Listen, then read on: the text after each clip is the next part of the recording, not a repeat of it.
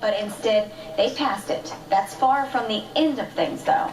Stared at, looked at, you knew they were talking about you, you could tell, because they were doing the, the whole 9 yards. That made even a walk in the park an impossibility for the Bertrands. One of the first times we did into a school function, no other parent would sit by us. Nearly 2.5 years ago, the couple was convicted of growing marijuana plants in their Ozark home in Bertrands. This is a short one. They did drop the distribution charge after they found out that I wasn't selling it. They say Daryl was the only one using it for back pain. My back was broken. The bust brought on a whole different kind of pain, emotional, about as chronic as the physical. We were working every day, paying our bills, raising our children. I mean, the perfect little white fence story up until that day.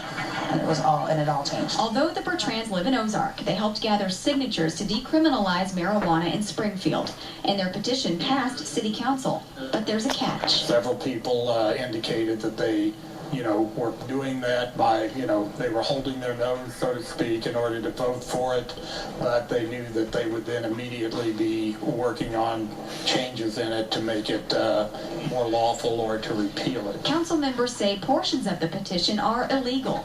Mayor Bob Stevens has offered 2 amendments to fix that. 4 other council members have sponsored a total repeal. As far as the charter is concerned, this is how it works. Again, we are the elected representatives to make the hard choices. You had 2,100 signatures.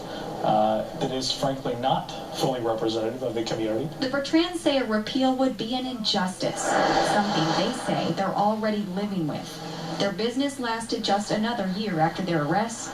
Now Trish is unemployed. Daryl is on disability. We're the perfect example of how cannabis prohibition does far more harm to society than good. The 2 parts of the petition the city says are illegal are the creation of an oversight committee to enforce the ordinance changes, and that records of those with this infraction be expunged after 2 years. Bertrand says the group Springfield Cannabis Regulation is willing to compromise on those, but won't accept a total repeal. Melody. Thanks, Joanna. And to be clear, the Bertrands were convicted of felonies, not misdemeanors. Their main concern isn't for themselves, but for college students who say they can't get federal student loans with a misdemeanor marijuana charge on their records. Tomorrow's public hearing begins at 6:30 at Historic City Hall, and council is expected to vote in 2 weeks.